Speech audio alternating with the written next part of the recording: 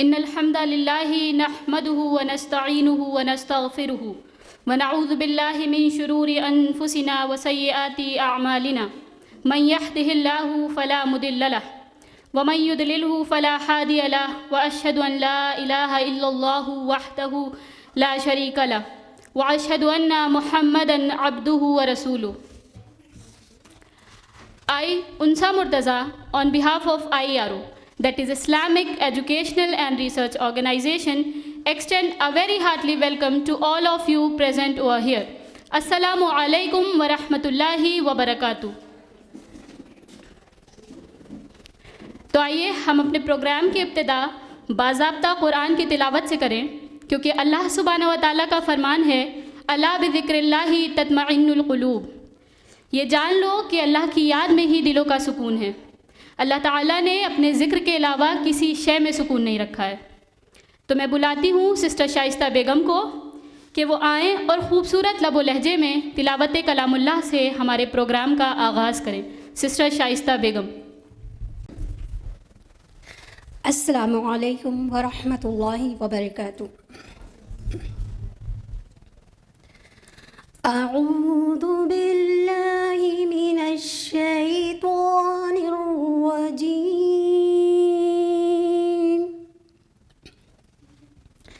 بسم اللہ الرحمن الرحیم.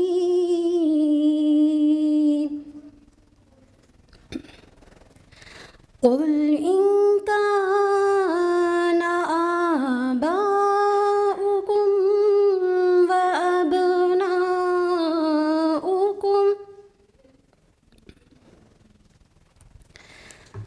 وأبناؤكم وإخوانكم وأزواجكم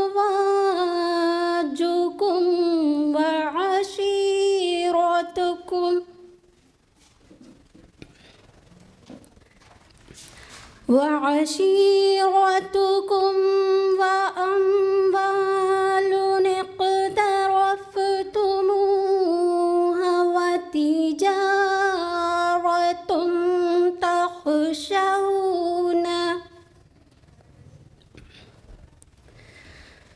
وتجارة تخشون كسادها ومساكن ترضونها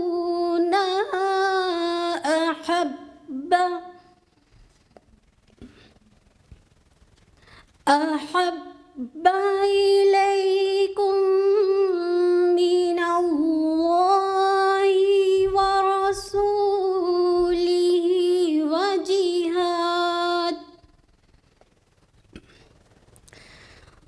وجهاد في سبيله فتربصوا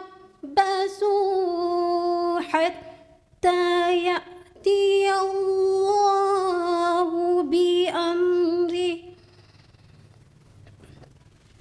والله لا يهدي القوم الفاسقين. والله لا يهدي القوم الفاسقين.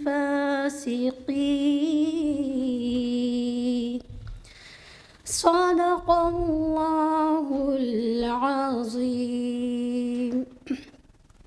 ابھی جو قرأت آپ نے سماعت فرمائی وہ تھی سورہ توبہ، سورہ نمبر 9 آیت نمبر 24، جس کا اردو ترجمہ ہے پناہ چاہتی ہوں میں اللہ کی شیطان مردود سے اللہ کے نام کے ساتھ جو بڑا مہربان نہایت رحم کرنے والا ہے.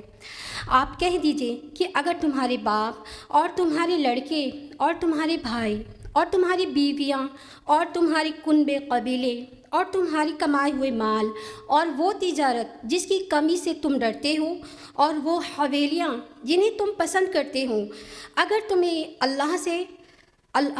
یہ تمہیں اللہ سے اور اس کے رسول سے اور اس کی راہ میں جہاد کرنے سے زیادہ عزیز ہے تو تم انتظار کرو کہ اللہ تعالیٰ اپنا عذاب لے آئے. اللہ تعالیٰ فاسقوں کو ہدایت نہیں دیتا. جزاکم اللہ خیر والسلام علیکم ورحمۃ اللہ وبرکاتہ. جزاک اللہ خیر سسٹر شائستہ. ماشاء اللہ you have been bestowed with a beautiful voice. We are indeed mesmerized. اللہ تعالیٰ ہمیں توفیق دے کہ ہم قرآن پڑھنے کے ساتھ اسے اپنی زندگی میں اتار لیں. آمین. The reason that we have gathered over here is to know more about the concept love. محبت ایک ایسا لفظ جسے سنتے ہی ہمارا ذہن ایک اسپیسیفک ڈائریکشن میں جاتا ہے، جبکہ ہمارا تعلق ہمارے والدین سے اسی محبت کے ذریعے وابستہ ہوتا ہے. Similarly, our every relationship is based on the foundation of love. To strengthen any bond, we need to work on it. پر ایک ذات ایسی ہے جو ہم سے انکنڈیشنل لو کرتی ہے. ہر وقت ہر لمحہ اسے ہمارا خیال اور ہماری پرواہ ہوتی ہے. تو آج کی ہماری فرسٹ اسپیکر سسٹر انم جاوید ہمیں اسی ذات سے روح شناس کرائیں گی انشاءاللہ. کیونکہ کسی سے محبت کرنے کے لیے یہ ضروری ہے کہ اسے پہچانا جائے. Anam Javed is an student of Taqwa Islamic school and she is a NEET aspirant, and recently she has passed the Tarbiyatul Banat classes with flying colors. She, at such a young age, has realized her responsibilities and duties towards her community. انم 6 سال کی عمر سے ہی ہم تک اللہ کا پیغام پہنچانے کی کوشش کر رہی ہیں، اور الحمدللہ آج اسی مقصد کے تحت وہ ہمارے درمیان موجود ہیں. سسٹر انم. الحمدللہ والصلاة والسلام علی رسول اللہ وعلی آلہ واصحابہ اجمعین، اما بعد. فاعوذ باللہ من الشیطان الرجیم، بسم اللہ الرحمن الرحیم. رب اشرح لی صدری ویسر لی امری واحلل عقدۃ من لسانی یفقہوا قولی. ان فی خلق السماوات والارض واختلاف اللیل والنہار والفلک التی تجری بما ینفع الناس. My dear audience, السلام علیکم ورحمۃ اللہ وبرکاتہ. جیسا کہ آپ سب کے علم میں آ چکا ہے کہ آج ہمارے سیمینار کا ٹاپک کیا ہے؟ محبت. سب سے پہلے میرا آپ سب سے ایک یہ سوال ہے، آپ سب لوگ سب سے زیادہ کس سے محبت کرتے ہیں؟ ریالٹی بتائیے گا. آپ لوگ اللہ سے محبت کرتے ہیں؟ سب لوگ اللہ سے محبت کرتے ہیں؟ ماشاء اللہ. یقیناً ہمیں حقیقی محبت بھی اپنے رب سے ہونی چاہیے، لیکن آج ہم لوگ اپنا جائزہ لیں گے کہ صرف زبان سے یہ بات کہہ رہے ہیں کہ ہم اللہ سے محبت کرتے ہیں، یا ہمارے اعمال بھی ایسے ہیں جو یہ ظاہر کریں کہ ہاں ہم اللہ سے محبت کرتے ہیں. محبت کی بنیاد واقفیت پر ہوتی ہے. عموماً ہم انہی ہستیوں سے محبت کرتے ہیں جن سے ہمیں واقفیت حاصل ہو.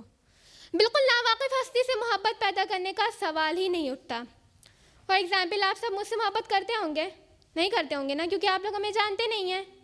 اسی طرح دل میں اللہ سبحانہ و تعالیٰ کی سچی محبت تبھی پیدا ہو سکتی ہے جب ہمیں اس کی ذات اور صفات سے واقفیت حاصل ہو. اب معرفت الہی کی ضرورت کیوں ہے؟ ہماری لائف بالکل اسموتھ چل رہی ہے، سب کچھ ٹھیک چل رہا ہے. دین وائی ڈو وی نیڈ معرفت آف اللہ سبحانہ و تعالیٰ؟ معرفت الہی کی ضرورت اس لیے ہے کیونکہ جب تک ہمیں معرفت الہی حاصل نہیں ہوگی تب تک ہمارے دل میں وہ محبت نہیں آئے گی جو ہمیں اپنے رب سے ہونی چاہیے. بظاہر یا خوف سے ہمارے عمل تو ہو سکتے ہیں کہ ہم اللہ کے ڈر سے نماز پڑھ لیں، قرآن پڑھ لیں، لیکن جو محبت کا حقدار ہمارا رب ہے ہم اس حق کو نہیں ادا کر پائیں گے. لیکن جب ہمیں معرفت الہی حاصل ہو جائے گی تب ہماری زندگی ایک بہت خوبصورت سا ٹرن لے گی. پھر ہر عمل کرنے کا ایک الگ ہی مزہ ہوگا، کیونکہ تب ہمیں یہ پتہ ہوگا کہ ایسا ہے ہمارا رب، ہمارے رب میں یہ صفتیں بھی موجود ہیں. اسلام کے بنیادی عقائد میں سب سے پہلا عقیدہ خدا پر ایمان لانا ہے. خدا پر ایمان لانے کا مطلب یہ ہے کہ اس کی ذات پر بھی ایمان ہو اور اس پر بھی ایمان ہو کہ وہ تمام اچھے صفات کا جامع ہے. انشاءاللہ آج ہم اپنے رب کو اس کی صفات کے ذریعے جاننے کی کوشش کریں گے. اللہ سبحانہ و تعالیٰ ایسی ذات ہے کہ جس کے بارے میں ہم جتنا بتا دیں اس کا حق نہیں ادا کر سکتے. یہاں پہ ہم آپ کو جو کچھ بھی بتا دیں، آپ لوگ کو جتنا سمجھ میں بھی آ جائے، تب بھی ہم اللہ کی ذات کا حق نہیں ادا کر سکتے. لیکن اگر ہم اپنے رب کو پہچاننے کی کوشش بھی نہ کریں تو یہ ہماری غلطی ہوگی۔ کم سے کم ہم اپنے رب کو پہچاننے کی کوشش تو کریں کہ کیا ہے ہمارا رب۔ تو آئیے آج ہم اپنے رب کو اس کی ذات اور صفات سے پہچاننے کی کوشش کرتے ہیں تاکہ اس سے حقیقی محبت کو محسوس کر سکیں۔ اللہ سبحانہ و تعالیٰ کی صفاتی نام جیسے الرحمن، الرحیم، المالک، ان سب سے تو آپ واقف ہوں گے کہ اللہ تعالیٰ الرحمن ہے، الرحیم ہے، المالک ہے۔ آج ہم لوگ اللہ سبحانہ و تعالیٰ کی ایک بہت پیاری سی صفت کو جانیں گے۔ اللہ سبحانہ و تعالیٰ کی ایک صفت ہے العفو۔ العفو کا مطلب ہوتا ہے کسی چیز کو اس طرح سے مٹا دینا کہ گویا وہ چیز کبھی تھی ہی نہیں۔ اللہ سبحانہ و تعالیٰ العفو وہ ہوتا ہے جو ہمارے گناہ کو اوور لک کرنے والا ہو، ایون اس قدر معاف کرنے والا ہو جیسے ہم نے کبھی وہ گناہ کیا ہی نہیں۔ عفو الغفور سے زیادہ پاورفل ہے۔ الغفور کا مطلب ہوتا ہے گناہ کو چھپا دینے والا۔ اللہ سبحانہ و تعالیٰ نے قرآن میں 5 مرتبہ العفو مینشن کیا ہے۔ فرمایا سورہ نساء سورہ نمبر 4 آیا نمبر 43 میں فَأُولَٰئِكَ عَسَى اللَّهُ أَن يَعْفُوَ وَكَانَ اللَّهُ غَفُورًا رَحِيمًا۔ قریب ہے کہ اللہ اپنے بندوں کو معاف کر دے اور اللہ معاف کرنے والا اور بخشنے والا ہے۔ تو آئیے اب ہم یہ دیکھتے ہیں کہ ہمارا رب اپنے بندوں کو کس کس طرح معاف کرتا ہے۔ اگر کوئی شخص ہو جو بظاہر بہت گناہ کار ہو، بہت گناہ کرتا ہو اور ہمیں پتہ ہو کہ وہ گناہ کرتا ہے تو ہم لوگ کو کیا لگے گا کہ یہ تو اتنا گناہ کرتا ہے، اللہ سبحانہ و تعالیٰ تو اسے معاف ہی نہیں کر سکتے۔ اس کے لیے حدیث ہے صحیح مسلم کی، اس کے راوی حضرت ابو ہریرہ رضی اللہ عنہ ہیں۔ رسول اللہ صلی اللہ علیہ وسلم نے فرمایا جب کوئی بندہ گناہ کرتا ہے اور پھر اسے احساس ہوتا ہے کہ میں نے گناہ کیا ہے، پھر وہ توبہ کے لیے اپنے رب کی طرف پلٹتا ہے اور پھر جب اپنے رب سے جا کر اپنے گناہ کا اقرار کرتا ہے تو اللہ سبحانہ و تعالیٰ کیا کہتے ہیں؟ یہ میرا بندہ ہے جسے پتہ ہے کہ اس کا ایک رب ہے، وہ معاف بھی کر سکتا ہے اور سزا بھی دے سکتا ہے۔ اس کی جاننے کے علم پر کہ میں اسے معاف کر سکتا ہوں، میں اسے معاف کر دیتا ہوں۔ اور پھر اللہ تعالیٰ اپنے بندوں کو معاف کر دیتے ہیں۔ پھر بندہ کیا کرتا ہے؟ پھر سے غلطی کرتا ہے، پھر اپنے رب کے پاس جاتا ہے، پھر اللہ تعالیٰ معاف کر دیتے ہیں اور یہ سلسلہ چلتا رہتا ہے۔ اس سے ہمیں کیا پتہ چلتا ہے کہ ہم بار بار غلطی کریں، بار بار اللہ سے معافی مانگیں؟ یہ لگ رہا ہے؟ نہیں، اس حدیث کا مفہوم یہ ہے کہ اللہ سبحانہ و تعالیٰ ایسی ذات ہے جو ہمیں معاف کر دیتی ہے۔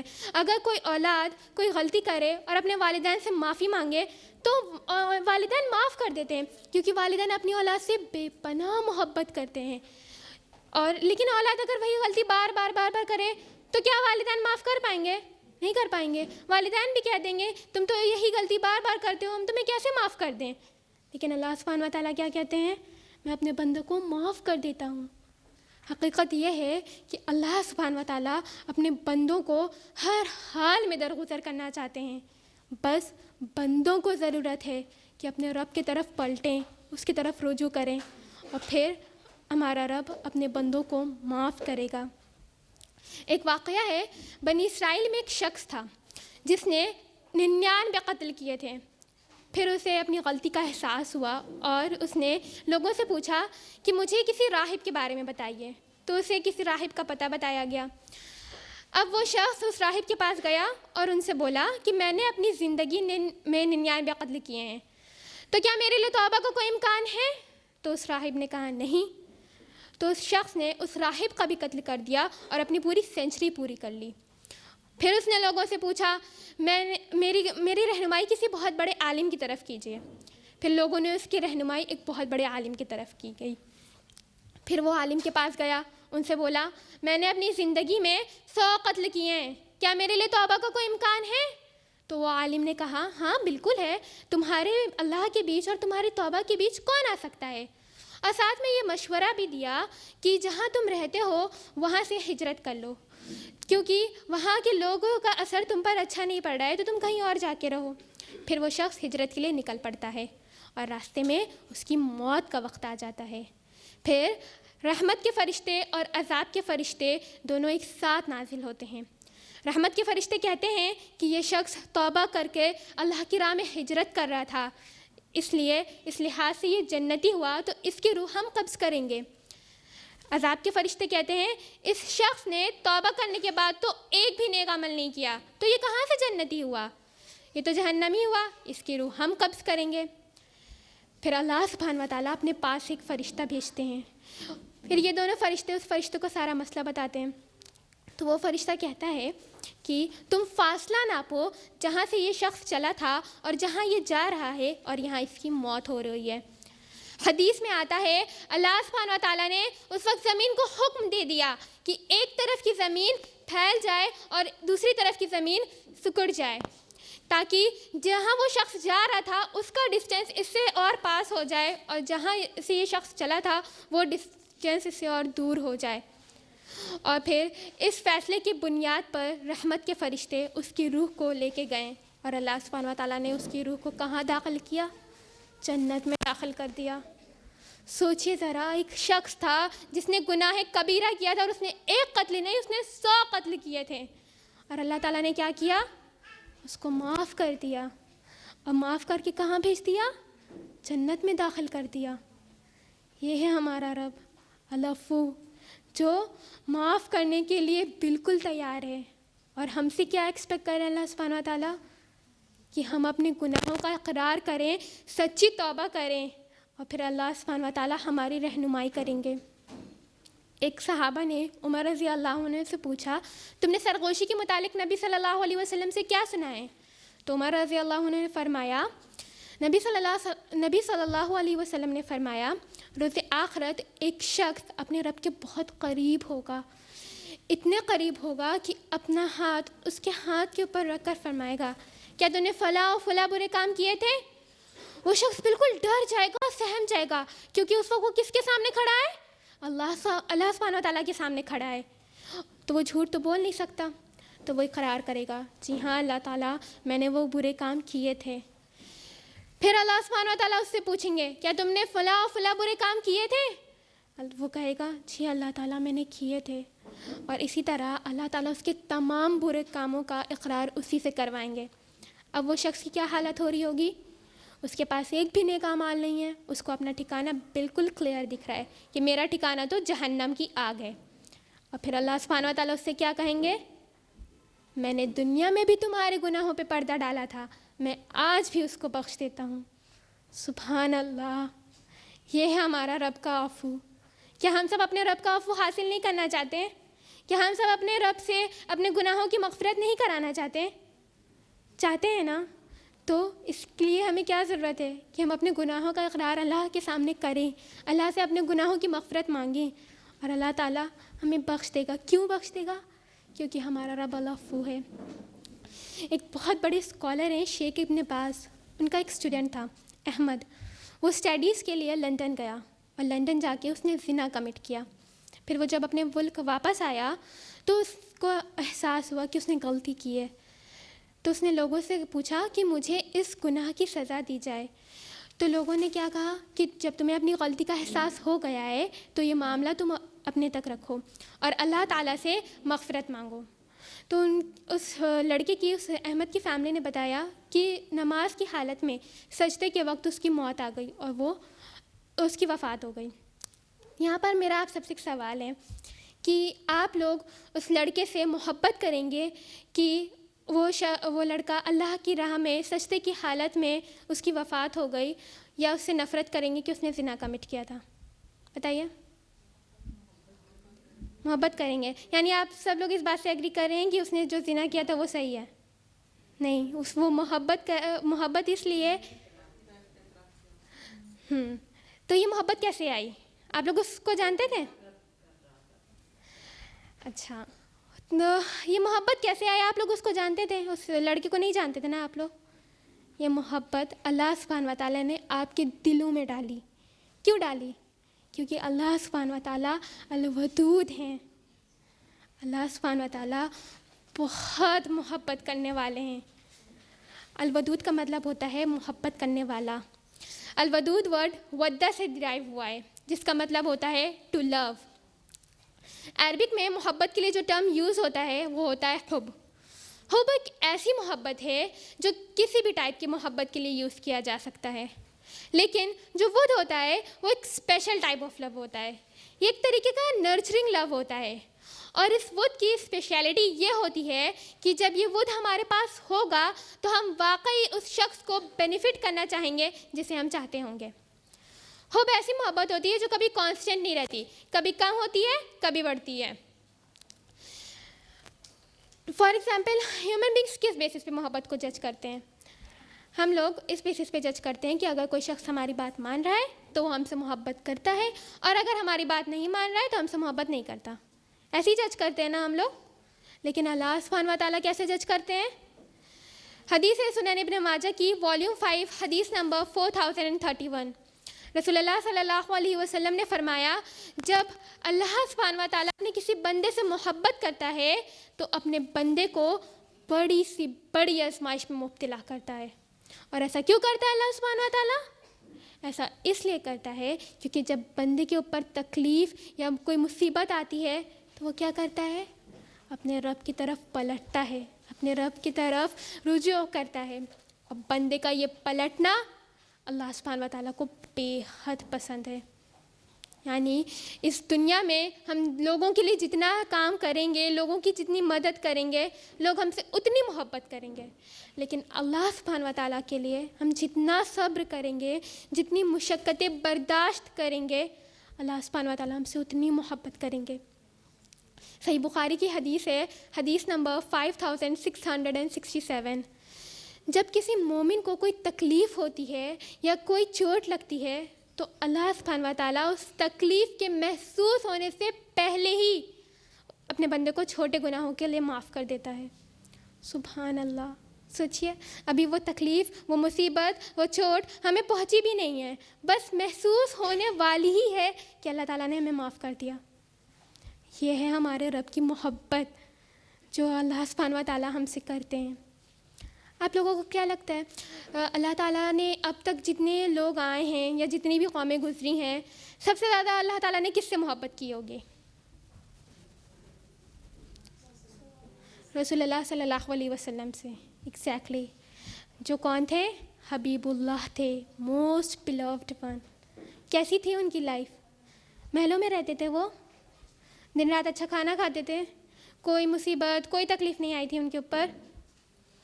حضرت عائشہ رضی اللہ عنہ بتاتی ہیں کہ آپ صلی اللہ علیہ وسلم کی وفات سے 3 دن پہلے ان کے گھر میں چراغ جلانے کے لیے بھی تیل نہیں تھا، اور ان کے گھر میں ایک سوکھا کھجور تھا جس کا ایک ٹکڑا حضرت عائشہ رضی اللہ عنہ نے کھایا اور ایک ٹکڑا رسول اللہ صلی اللہ علیہ وسلم نے کھایا۔ اور ہمارے گھروں کے حال کیسے ہوتے ہیں؟ کیا ہم لوگ بھوکے سو رہے ہیں؟ کیا ہم لوگ کھجور کا ایک ٹکڑا کھا کے سوتے ہیں؟ کیا ہمارے گھروں میں لائٹ نہیں آتی ہے؟ آتی ہے۔ پھر ہم نے اپنے رب کو پہچانا کیوں نہیں؟ اپنے رب سے وہ حقیقی محبت کیوں نہیں کی؟ کیا وجہ ہوئی ایسی؟ وجہ یہ ہے کہ ہم نے دنیا کی محبت کو ہی حقیقی محبت سمجھ لیا ہے۔ ہم نے اپنی اولاد کو، اپنی فیملی کو، اپنے پیسے کو، اپنے عیش و آرام کو ہی حقیقی محبت سمجھ لیا ہے، اور یہ فیک محبت کے آگے ہماری جو حقیقی محبت اللہ سے ہونی چاہیے اس کو ہم بھول گئے۔ اللہ سبحانہ و تعالیٰ کتنا الودود ہے، اس کا اندازہ تو ہم لوگ ڈیلی دیکھ رہے ہیں نا۔ اللہ سبحانہ و تعالیٰ نان مسلمس پر کس طرح سے رحم کرتے ہیں۔ نان مسلمس کھلے عام شرک کرتے ہیں، شرک جیسا ظلم عظیم گناہ کرتے ہیں وہ لوگ۔ کیا اللہ تعالیٰ نے ان کے اوپر سے اپنے رحمت کا سایہ ہٹا لیا؟ کیا ان کو سانس لینے کے لیے کچھ پیسے پے کرنے پڑتے ہیں؟ یا اللہ سبحانہ و تعالیٰ ان کے علاقے میں بارش ہی نہیں کرتے ہیں؟ کیا ان لوگوں کو کھانے کے لیے بڑی لمبی لائن لگانی پڑتی ہے؟ ایسا نہیں ہوا نا۔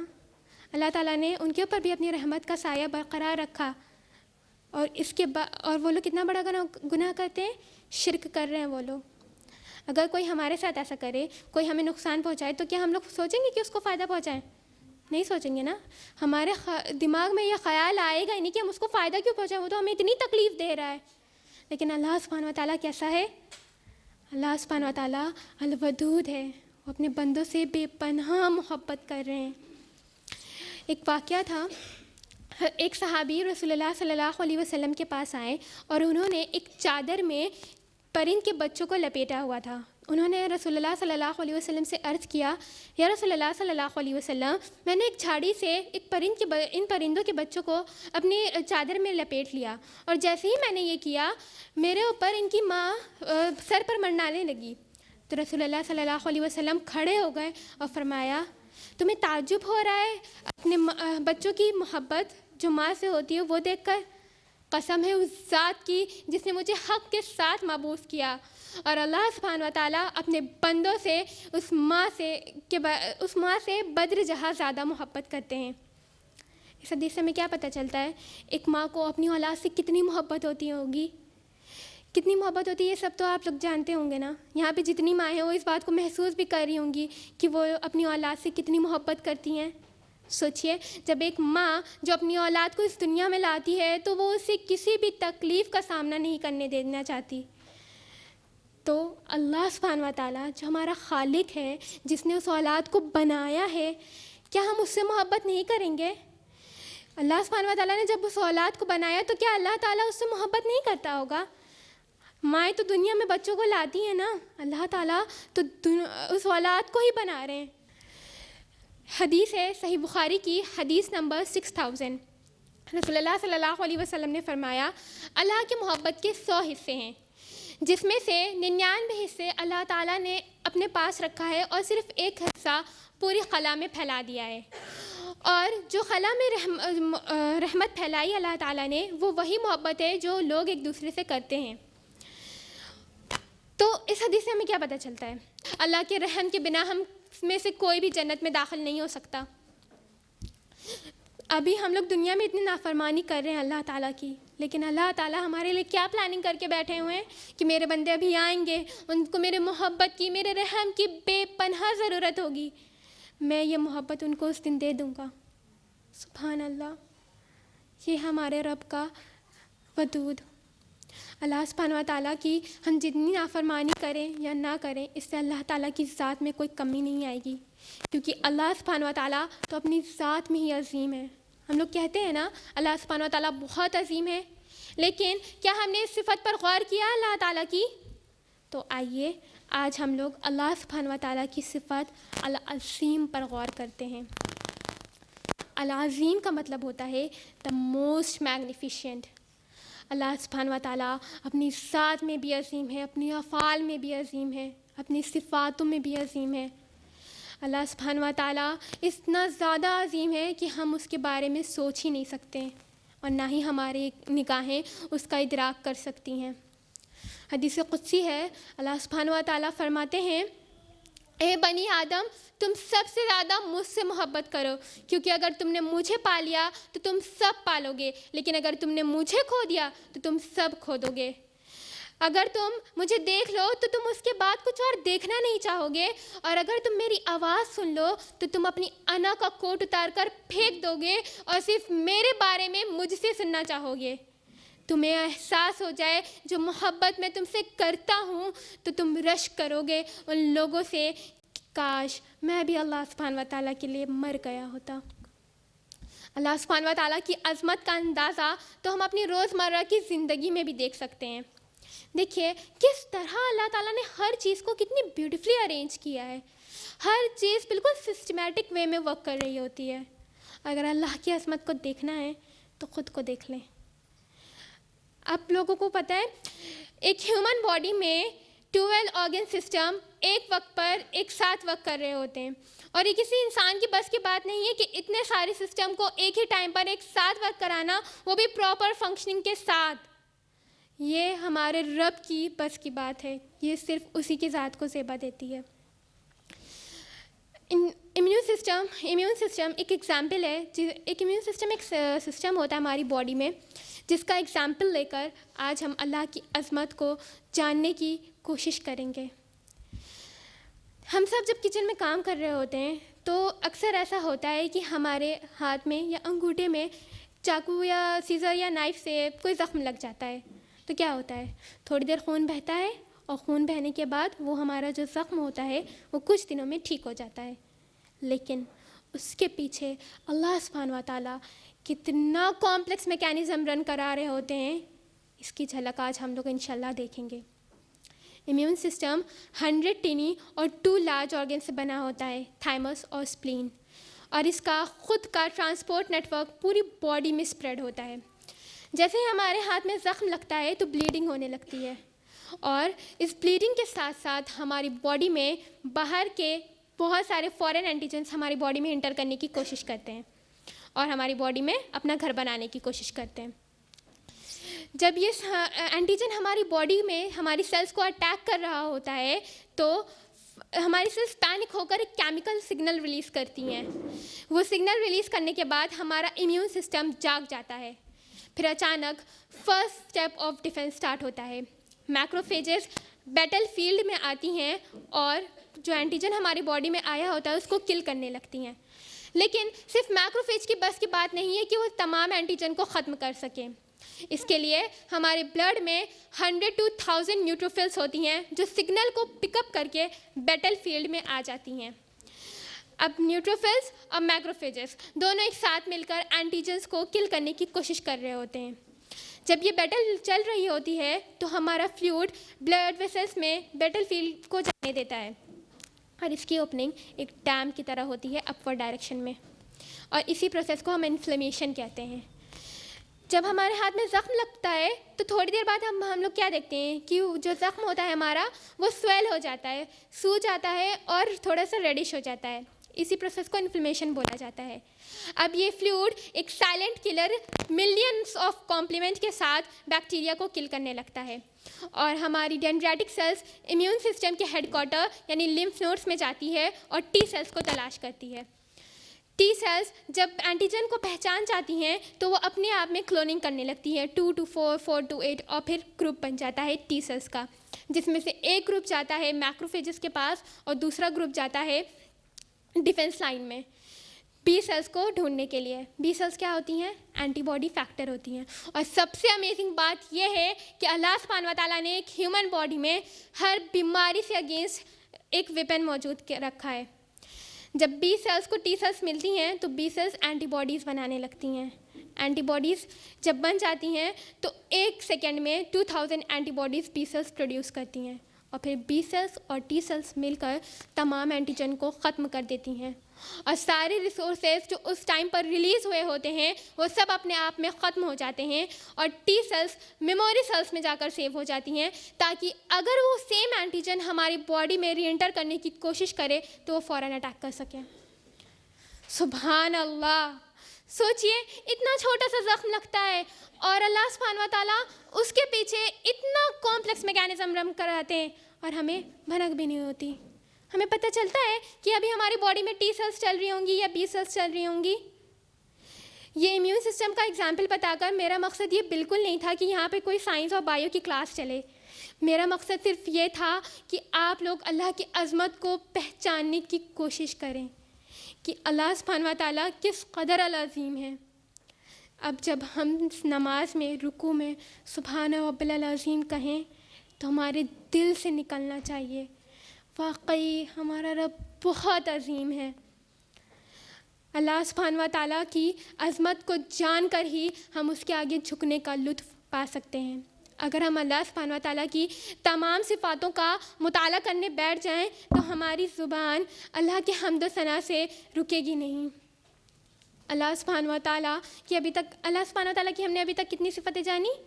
हमने जाना कि अल्लाह ताला अल-अफ़ू है, अल्लाह ताला हमसे मोहब्बत करने वाले हैं, अल्लाह ताला बहुत अज़ीम है। लेकिन अल्लाह ताला इन सब के साथ क्या हैं? अल्लाह सुब्हानहू व तआला अल-क़हार भी हैं, ज़बरदस्त ग़लबे वाला। जहाँ अल्लाह सुब्हानहू व तआला अल-ग़फ़्फ़ार, अर-रहमान, अर-रहीम, अल-अफ़ू भी है, वहाँ अल्लाह ताला अल-क़हार भी है। अगर अल्लाह सुब्हानहू व तआला हमारे गुनाहों को माफ़ कर सकते हैं तो अल्लाह सुब्हानहू व तआला हमारी गुनाहों पर पकड़ भी कर सकते हैं। दुनिया में जब कोई शख्स गुनाह करता है और अल्लाह सुब्हानहू व तआला की तरफ पलटता नहीं है और अल्लाह ताला के मुकाबले में आने की कोशिश करता है तो अल्लाह सुब्हानहू व तआला उसको अपनी कमाल कुदरत की वजह से मग़लूब कर देते हैं। और हिस्ट्री इस बात का प्रूफ है कि दुनिया में जितने बड़े बड़े बादशाह गुजरे हैं मौत के आगे सब बेबस हो गए हैं। तो भलाई इसी में है कि वो अल्लाह की ज़ात को मानने वालों में से हो। اگر ہم دیکھیں تو دنیا میں جب کوئی شخص ظلم کرنا سٹارٹ کرتا ہے تو اس کا ظلم زیادہ دن تک نہیں چلتا. اللہ سبحانہ و تعالیٰ تمام ظالموں کو مغلوب کر دیتے ہیں. اگر ہم دیکھیں دنیا میں بھی تو ایک قوت والی چیز کو دوسری چیز سے ختم کیا جا سکتا ہے. مثلاً پہاڑ اور ان کی بلندی عظمت کو دیکھ کر ہمیں یہ لگتا ہے نا کہ پہاڑ تو کتنے عظیم ہیں, کتنے بلند ہیں, لیکن اللہ سبحانہ و تعالیٰ نے پہاڑ کو بھی ختم کرنے کے لیے کیا پیدا کر دیا؟ لوہا پیدا کر دیا. لوہا, ہتھوڑا جو لوہے کا بنا ہوا ہوتا ہے, جیسے ایک ہتھوڑا انسان پہاڑ پہ مارتا ہے تو پہاڑ کے ٹکڑے ٹکڑے ہو جاتے ہیں. لوہا جو اپنی ذات میں بھی طاقتور ہے, اللہ تعالیٰ نے اس کو ختم کرنے کے لیے آگ پیدا کر دی. اور اسی لیے ہم دیکھتے ہیں کہ آئرن, اسٹیل جیسے ہارڈ میٹلز سب میلٹ ہو جاتے ہیں. اور آگ کو ختم کرنے کے لیے اللہ تعالیٰ نے کیا پیدا کر دیا؟ پانی پیدا کر دیا. اور یہ پریکٹیکلی ہم سب نے آزمایا بھی ہوگا کہ جب آگ لگتی ہے تو ہم لوگ کیا کرتے ہیں؟ پانی ڈالنے لگتے ہیں اور آگ بجھ جاتی ہے. پانی جو اپنے آپ میں بھی طاقتور ہے, پانی کو ختم کرنے کے لیے اللہ تعالیٰ نے کیا پیدا کیا؟ ہوا پیدا کر دی. جو سائنس کے اسٹوڈنٹ ہوں گے وہ اس بات سے بخوبی واقف ہوں گے کہ واٹر سائیکل کی پروسیس میں گرم ہوا پانی کو ایوپریٹ کر کے کلاؤڈس کا فارمیشن کر دیتی ہے. اسی طرح اللہ سبحانہ و تعالیٰ کی مخلوق کے اندر میں بھی اللہ کا غلبہ نمایاں ہے. اگر ہم اینیملس میں دیکھیں تو لائن جو ایک کارنیورس کیٹیگری کا ہوتا ہے, وہ ڈیئر جو ایک ہربیورس کیٹیگری کا ہوتا ہے اس کو کھا لیتا ہے. کبھی ایسا دیکھا ہے ڈیئر لائن کو کھا رہا ہو؟ نہیں دیکھا ہوگا نا. کیوں؟ کیونکہ اللہ سبحانہ و تعالیٰ نے شیر کو زیادہ اسٹرانگ بنایا ہے بنسبت ہرن کے. تو حقیقت یہ ہے کہ اللہ سبحانہ و تعالیٰ القہار ہے. جو سارے ایگزامپلس ابھی ہم لوگوں نے لیے ہیں کہ اللہ پہاڑوں کے, آگ کے, پانی کے, ہوا کے, ان سب کو یوز کون کر رہا ہوتا ہے؟ انسان یوز کر رہا ہوتا ہے. انسان ان تمام چیزوں پر غالب ہے. انسان چاہے تو ایک گن سے لائن کو شوٹ کر دے اور ہتھوڑا تو انسان ہی یوز کر رہا ہوتا ہے, لیکن انسان پر بھی غالب کون ہے؟ اللہ سبحانہ و تعالیٰ. اللہ اکبر. حقیقت یہاں سے یہ ظاہر ہو چکا ہے کہ اللہ سبحانہ و تعالیٰ القہار ہیں. تو جب ہم سے کوئی مقابلہ نہیں ہو رہا ہو تو ہمیں کیا کرنا چاہیے؟ رحمت کے ساتھ, خوش دلی کے ساتھ اپنے رب کے آگے جھک جائیں اور کہیں یا اللہ میرا آپ کے سامنے میرا جھکنا ہی میری طاقت کا ذریعہ ہے. اور جب بندہ یہ کہے گا تو وہ ایمان بھی اس صفت پر ایمان بھی عمل کے ساتھ رکھے گا, کیونکہ تب بندے کو پتہ ہوگا کہ میرا رب القہار ہے اور میں اسے القہار مانتا ہوں.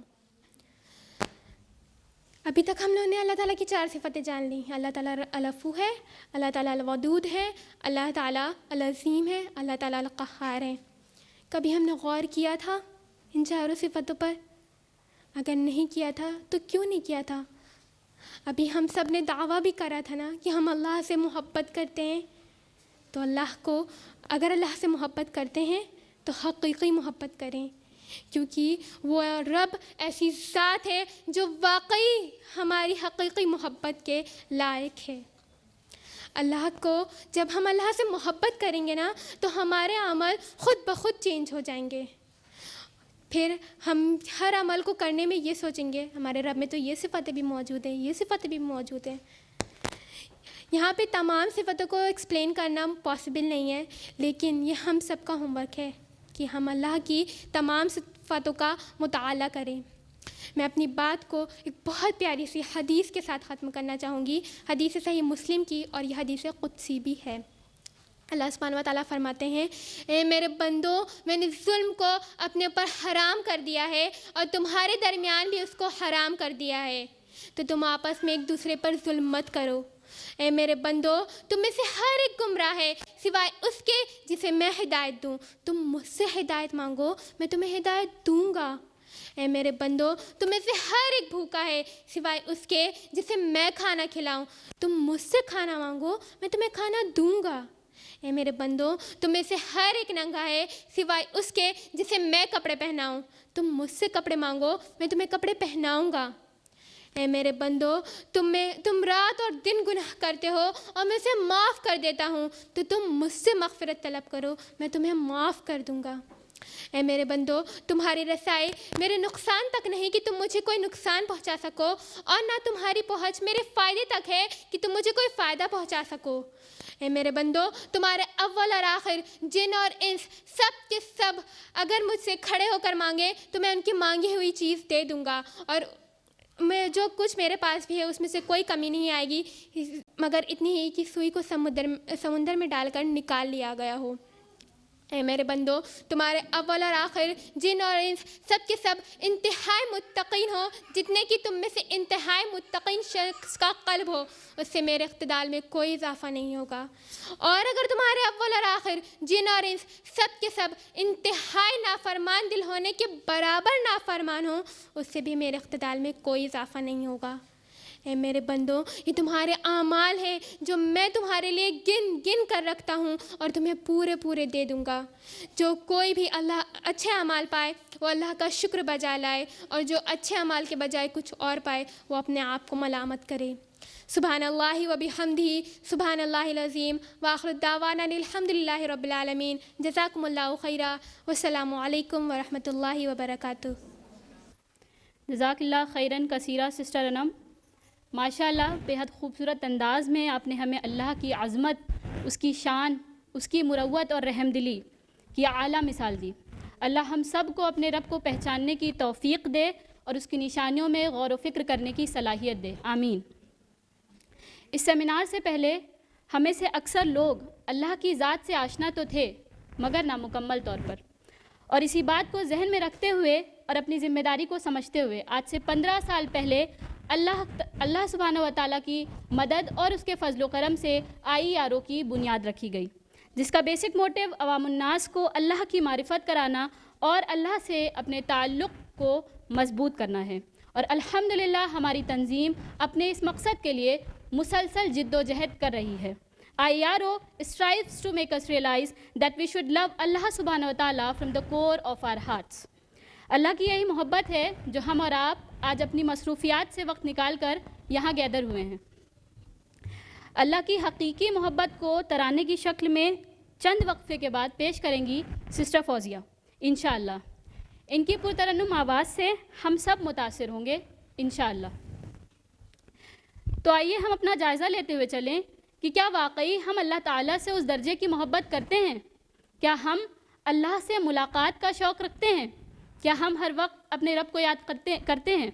اسی سلسلے پر تفصیلی گفتگو کرنے کے لیے میں مدعو کرتی ہوں سسٹر شازیہ امبرین کو، جو IERO کی ایکٹیو ممبر ہیں اور تقویٰ اسلامک اسکول میں ایز اے ٹیچر اپنی خدمات انجام دے رہی ہیں۔ یہ اللہ کی محبت کا جذبہ ہی ہے کہ جب بھی انہیں دین کی خدمت کا موقع ملتا ہے یہ ہمہ وقت تیار ہوتی ہیں۔ Sister Shazia Ambreen.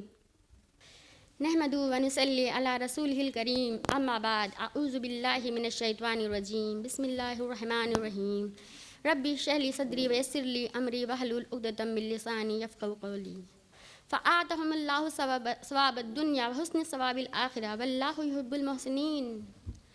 Dear sisters, السلام علیکم ورحمۃ اللہ وبرکاتہ۔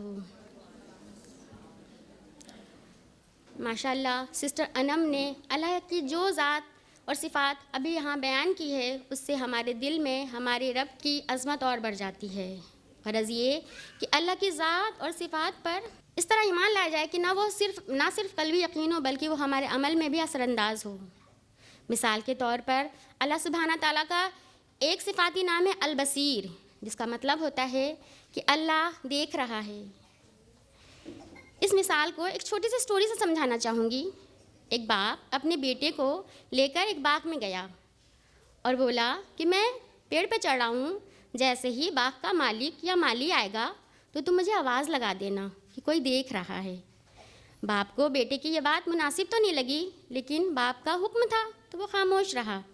لیکن جیسے ہی باپ پیڑ پہ چڑھنے لگا تو بیٹے نے آواز لگا دی، بولا ابا جان کوئی دیکھ رہا ہے۔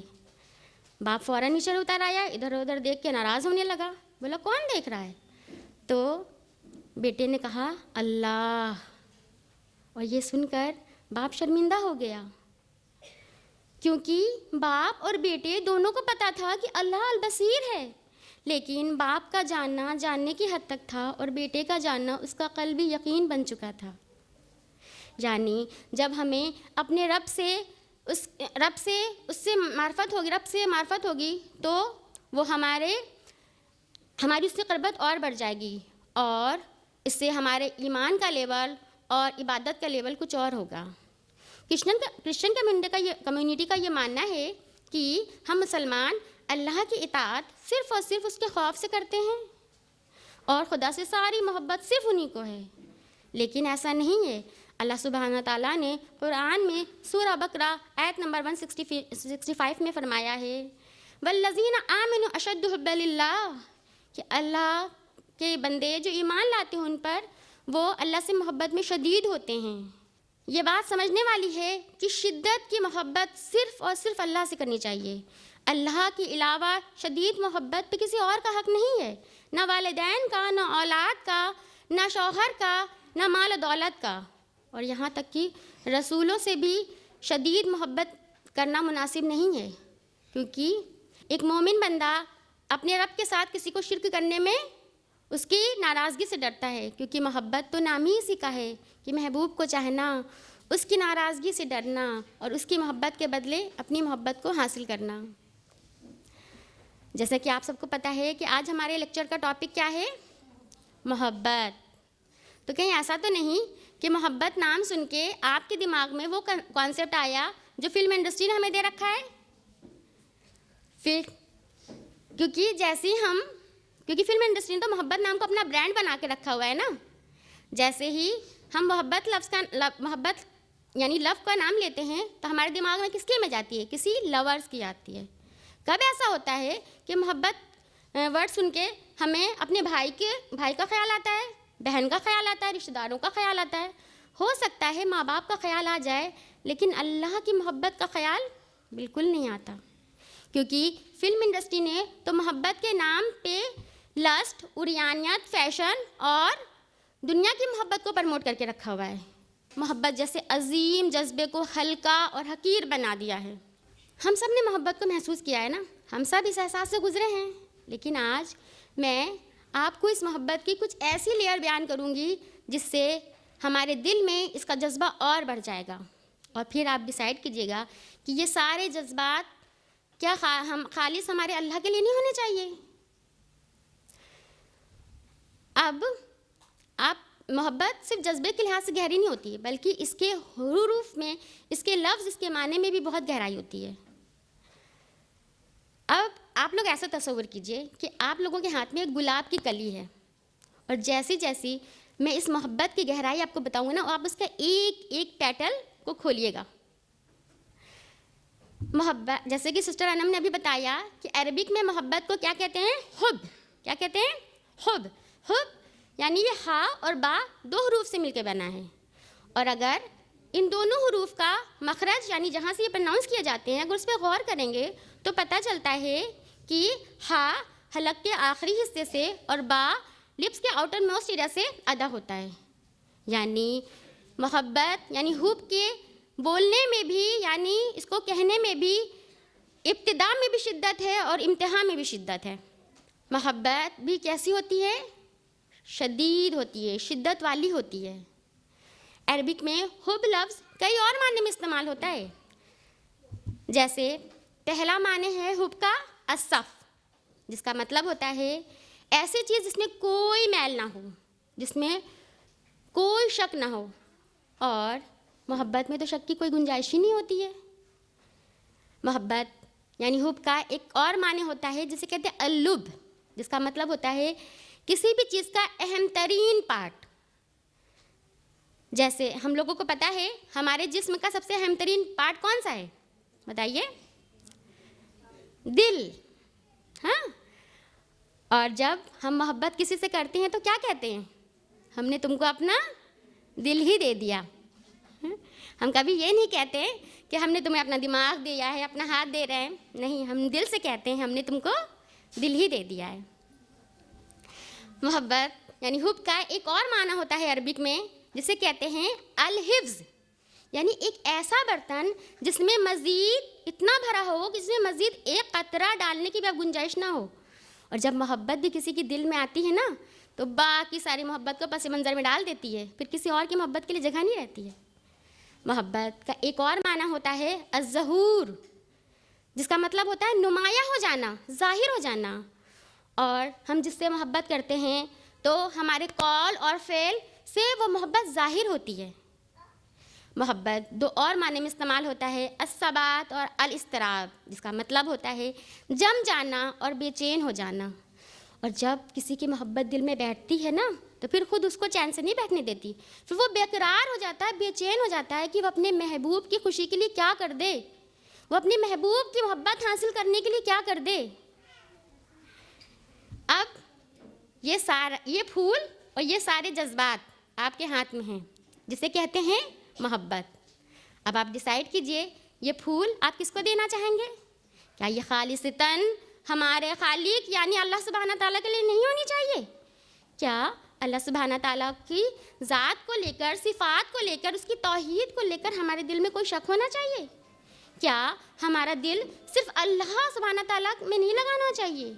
کیا ہمارے ہر قول ہر فعل کا مقصد صرف رضا الہی نہیں ہونا چاہیے؟ کیا ہمارے دل میں اللہ کی محبت ایسی بھری ہو کہ ہم ہر کسی سے صرف اور صرف اللہ کے لیے محبت کریں؟ کیا ہم اپنی اللہ کی محبت میں ہمارے اندر ایسی استقامت آئے کہ ہم بے چین ہو جائیں کہ اللہ کے دین کی سربلندی کے لیے؟ اور جب ہم صحابہ کرام کی زندگی دیکھتے ہیں نا تو ان کی محبت ایسی تھی. حضرت عمر رضی اللہ تعالیٰ عنہ پہلے اسلام کے دشمن تھے، لیکن جب ان کے دل نے اللہ کی توحید پر یقین کیا تو وہ بے چین ہو گئے تھے. وہ چاہ رہے تھے کہ وہ اعلان کر دے اپنے ایمان کا. ایک بار آپ صلی اللہ علیہ وسلم نے حضرت حذیفہ رضی اللہ تعالیٰ عنہ کو منافقوں کا نام بتا دیا، پوری ایک لسٹ آ گئی تھی. تو حضرت عمر رضی اللہ تعالیٰ عنہ کا کیا علم تھا؟ وہ کیا کرتے تھے؟ وہ جا کر کے حضرت حذیفہ رضی اللہ تعالیٰ عنہ سے پوچھتے تھے کیا منافقوں میں میرا نام تو نہیں ہے؟ یعنی وہ اپنی محبت کے لیول کو چیک کرتے رہتے تھے. اور اللہ کی دین کی سربلندی کا ایسا جذبہ جاگا کہ اسلام کو عرب سے لے کر عجم تک پہنچا دیا. یہ تھی محبت. اب آئیے ہم لوگ یہ دیکھتے ہیں کہ اللہ کی محبت کے لحاظ سے ہمارا اپنے رب سے کیا تعلق ہے. اگر جنرلی ہم آپ سے یہ سوال کریں کہ ہم اللہ کی محبت میں کیا کرتے ہیں تو ہمارا جواب یقیناً ہوگا عبادت. لیکن اگر ہم محبت کے درجے کو دیکھیں گے تو ہمیں پتہ چلتا ہے کہ اصل میں جو عبادت ہم سمجھتے ہیں نا کہ نماز پڑھ لینا، روزہ رکھ لینا، زکوٰۃ حج کر دینا، صرف یہ عبادت ہے نہیں، اللہ سے حقیقی محبت ہی عبادت ہے. امام ابن تیمیہ رحمۃ اللہ علیہ فرماتے ہیں کہ محبت کے کئی درجے ہوتے ہیں. کیونکہ دیکھیے محبت جب کسی سے ہوتی ہے نا تو ایسا نہیں ہوتا کہ ایک دم سے کسی سے شدید محبت ہوگی، وہ تھوڑا بڑھتی ہے، پھر اور بڑھتی ہے، پھر اپنے عروج پہ چلی جاتی ہے. تو آئیے ہم دیکھتے ہیں محبت کے درجے کیا کیا ہیں. محبت کا سب سے پہلا درجہ ہے علاقہ، جس کا مطلب ہوتا ہے جب ہمیں کسی سے محبت ہوتی ہے تو اس سے ایک کنیکشن بن جاتا ہے، اس سے ایک اٹیچمنٹ ہوتا ہے. یہ پہلی سٹیج ہوتی ہے محبت کی. اور الحمدللہ ہم لوگ بورن مسلم ہونے کی وجہ سے ہمارا اللہ سے یہ کنیکشن تو ہے، لیکن افسوس ہم نے اللہ کی اتنی بڑی رحمت کو فار گرانٹیڈ لے رکھا ہے. اسی کے اپوزٹ کوئی نان مسلم جب ایمان لاتا ہے، یعنی جب وہ ریورٹ مسلم بنتا ہے تو اس کے ایمان کا لیول ہی کچھ اور ہوتا ہے. وہ اپنے ہر قول ہر فعل کو چیک کرتا رہتا ہے، کیونکہ اسے پتہ ہوتا ہے کہ ایمان اتنی بڑی دولت تھی جو اس کے پاس نہیں تھی اور اب یہ اسے حاصل ہوئی ہے، پر ہمیں احساس تک نہیں ہوتا. جب محبت تھوڑی اور بڑھتی ہے تو اسے کہتے ہیں انفیچویشن.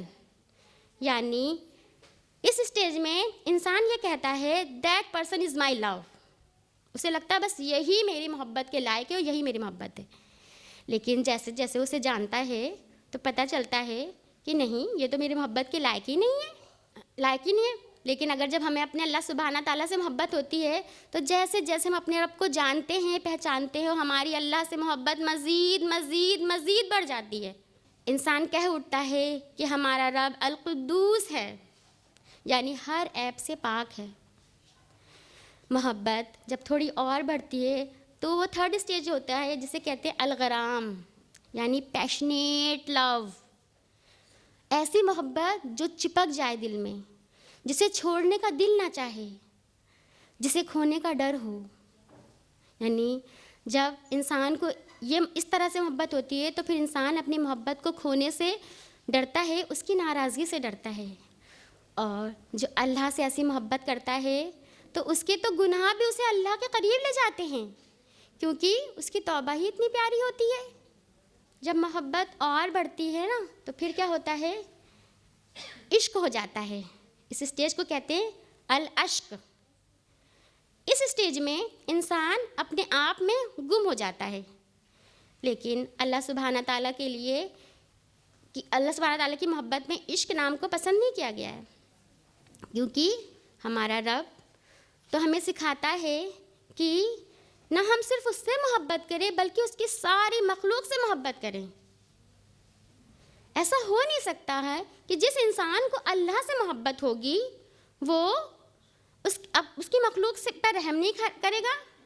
جس انسان کو اللہ سے محبت ہوگی وہ اب اس کی مخلوق پہ رحم نہیں کرے گا. اسی لیے اسلام میں رہبانیت کو پسند نہیں کیا گیا ہے، کیونکہ اللہ کی محبت ہمیں یہ سکھاتی ہے کہ ہمیں حقوق اللہ اور حقوق العباد دونوں کو ادا کرنا ہے. اب جب محبت اور بڑھتی ہے تو انسان اپنے محبوب کا غلام بن کے رہ جانا چاہتا ہے. اور غلام کیا ہوتا ہے؟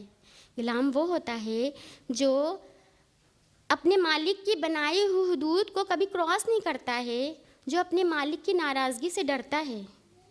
اور اگر یہ اسٹیج ہمیں دنیا میں کسی شے کے لیے ہوگی، یعنی ہم دنیا میں کسی شے کے لیے یا کسی انسان کے لیے کسی انسان کے غلام بنیں گے تو یقیناً جان لیجئے کہ ہم گمراہی کی طرف ہوں. ہماری دنیا اور آخرت دونوں خراب ہو جائے گی.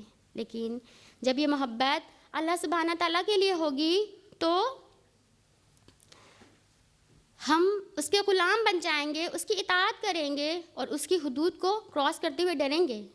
اور اللہ کے جو نیک بندے ہوتے ہیں انہیں مر جانا قبول ہوتا ہے، انہیں اللہ کی راہ میں اپنا جان مال سب کچھ دے دینا قبول ہوتا ہے، لیکن وہ اللہ کی حدود کو کبھی کراس نہیں کرتے. اب جب یہ غلامی اور یہ عاجزی محبت میں آتی ہے نا تو پھر انسان کی محبت پیک پہ پہنچ جاتی ہے، اور اسے کہتے ہیں التعبد. یعنی وہ انسان اپنے محبوب کی عبادت کرنا چاہتا ہے.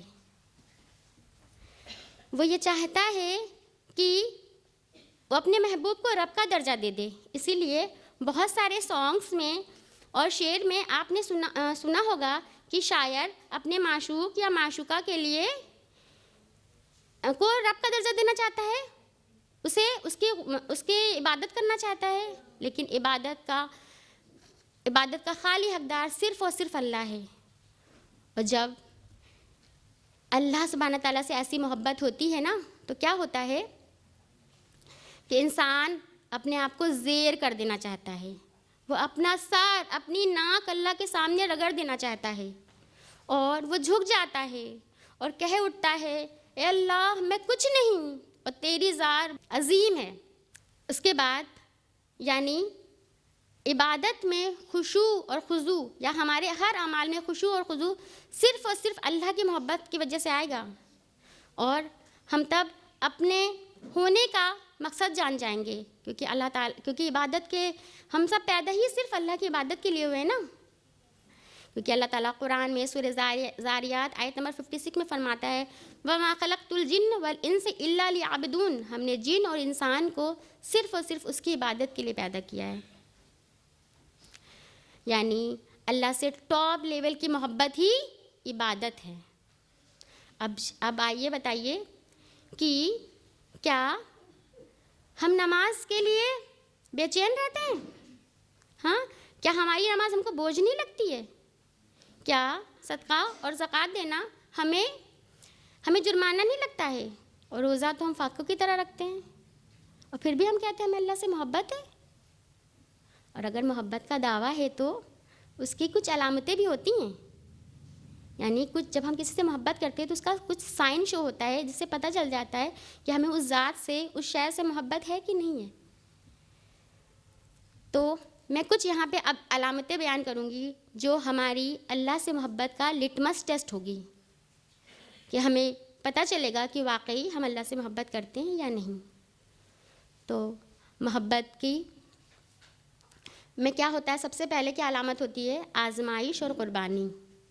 محبت انسان سے قربانی مانگتی ہے، اسے آزمائش میں ڈالتی ہے. ایک ماں کی محبت اپنے بچے کے لیے کیسی ہوتی ہے؟ ایسی ہوتی ہے بالکل بے لوث. وہ اپنی بچے کی محبت میں ہر تکلیف سے گزر جاتی ہے، وہ ہر آزمائش کے لیے تیار ہو جاتی ہے اور ہر قربانی کے لیے تیار ہو جاتی ہے. اور پیدائش کے وقت تو مائیں اپنی جان سے گزر جاتی ہیں، لیکن اس کا نتیجہ کیا ہوتا ہے؟ جب بچہ پہلی بار ان کے گود میں دیا جاتا ہے تو کیا وہ اس سے نفرت کرتی ہیں؟ نہیں، بلکہ ان کی محبت اور بڑھ جاتی ہے، اور وہ اب اس بات کا ارادہ کر لیتی ہیں کہ اب اپنی پوری زندگی اس اولاد کے نام پہ وقف کرنی ہے. یہ ہوتی ہے حقیقی محبت. یعنی محبت آزمائش اور قربانی کے بعد کم نہیں ہوتی بلکہ اور بڑھ جاتی ہے. پر جب ہمارا رب ہمارے اوپر کوئی آزمائش ڈالتا ہے، وہ ہم سے کوئی قربانی مانگتا ہے، تب ہم پیچھے کیوں ہٹ جاتے ہیں؟ اللہ سبحانہ تعالیٰ قرآن میں فرماتا ہے سورہ عنکبوت آیت نمبر 2 میں کہ کیا لوگوں نے یہ جان لیا ہے، ان کا صرف یہ کہہ دینا کہ ہم ایمان لے آئیں، انہیں چھوڑ دیا جائے گا؟ کیا ان کو آزمایا نہیں جائے گا؟ یقیناً آزمایا جائے گا.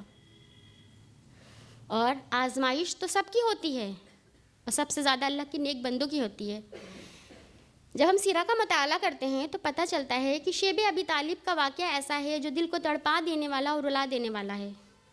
جب اسلام بہت تیزی سے بڑھنے لگا اور کفار مکہ کی ہر کوشش ناکامیاب ہونے لگی تو کفار مکہ نے یہ ڈیسائیڈ کیا کہ مسلمانوں کو سے سوشل بائیکاٹ کر لیا جائے، یعنی ان سے ہر طرح کا لین دین، کھانا پینا سب بند کر دیا جائے، اور انہیں ایک گھاٹی میں قید کر دیا گیا. اور یہ بائیکاٹ لاک ڈاؤن کی طرح 6 مہینے یا 3 دن کی نہیں تھی. لاک ڈاؤن میں بھی ہم لوگ سوشل بائیکاٹ ہوئے تھے نا، یہ 3 سال کی بائیکاٹ تھی. اور حالت یہ ہو گئی تھی کہ آپ صلی اللہ علیہ وسلم، صحابہ اور صحابیات بھوک سے پیٹ پر ایک نہیں 3 پتھر باندھے رہتے تھے کہ انہیں بھوک برداشت ہو جائے. اور بات یہیں پہ نہیں رکتی ہے، ان کے معصوم بچے بھی تھے، وہ بھی قید تھے.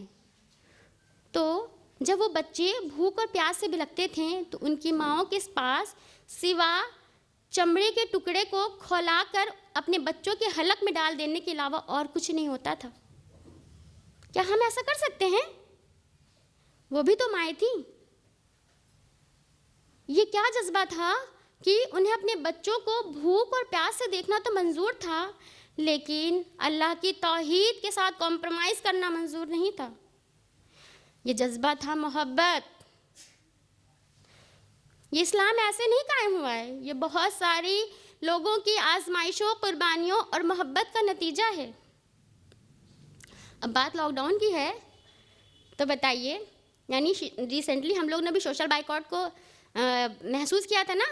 یہ کیسی قید تھی کہ الحمدللہ ہم اپنے عالیشان گھروں میں تھے، اپنوں کے بیچ میں تھے، کھانے پینے کی ہر چیز ہمارے پاس موجود تھی، یہاں تک کہ انٹرٹینمنٹ کا بھی سامان تھا. لیکن پھر بھی وہ قید ہمارے اوپر کتنی بھاری تھی؟ یقیناً وہ بھی اللہ کی آزمائش تھی. اور اس آزمائش میں جہاں لاکھوں لوگ موت کے آغوش میں سو گئے ہیں، ہم آج زندہ ہیں اور کھلی ہوا میں سانس لے رہے ہیں. لیکن کیا اللہ کی اتنی بڑی رحمت کے بعد ہم اللہ کے شکر گزار بنے؟ کیا اللہ سبحانہ تعالیٰ کی محبت ہمارے دل میں بڑھی؟ نہیں، ہم سب بھول گئے. وقت گزر گیا اور ہم بھول گئے. محبت کی ایک دوسری علامت ہوتی ہے کہ جب آپ کسی سے محبت کرتے ہیں نا تو دل چاہتا ہے اس کے لیے کچھ بھی کر لے، اور کچھ بھی کرتے ہیں لگتا ہے کمی ہے، یعنی اپنی کوششوں سے مطمئن نہیں ہوتے ہیں۔ مثال کے طور پر ہم عورتیں ہیں، ہم کو اپنی بیوٹی، اپنی فزیک سے بڑی محبت ہوتی ہے۔ ہم کبھی جم کے نام پر، کبھی پارلر کے نام پر، کبھی ڈائٹنگ کے نام پر دن پہ دن اپنی بیوٹی کو انہینس کرنے میں لگے ہوتے ہیں، اور میک اپ کرتے وقت ہمارا عالم ہی نہیں پوچھیے۔ ہم گھنٹوں شیشے کے سامنے کھڑے ہو کر ایک کے بعد ایک product, concealer, foundation, high lighter, lipstick اور جانے کیا کیا استعمال کرتے ہیں، اور حد تو یہ ہو جاتی ہے کہ ہم اپنی اصل رنگت ہی بدل دیتے ہیں۔ لیکن ہوتا کیا ہے کہ اس کے بعد بھی اطمینان نہیں ہوتا ہے۔ لوگوں سے اس انداز میں پوچھتے ہیں، دیکھو ٹھیک لگ رہے ہیں، دیکھو اچھے لگ رہے ہیں نا، یعنی یہ ہوتی ہے محبت کہ کچھ بھی کر لو دل مطمئن نہیں ہوتا۔ آپ نے لیکن اللہ کے جو نیک بندے ہوتے ہیں نا، وہ اللہ کے دین کے لیے، اللہ کی دین کی سربلندی کے لیے کوشش میں لگے رہتے ہیں۔ آپ نے بہت مثالیں دیکھی ہوں گی، لیکن میں نے اپنی زندگی میں جو مثال دیکھی ہے میں وہ بتاؤں گی آپ کو، کہ ہماری یہ آیار و تنظیم اس کا نتیجہ ہے، اللہ کی محبت کا نتیجہ ہے کہ جب اس کے کارکنان اور اس کے اتھارٹی ممبر کے دل میں اللہ کی محبت آئی تو انہوں نے کس طرح کام کیا؟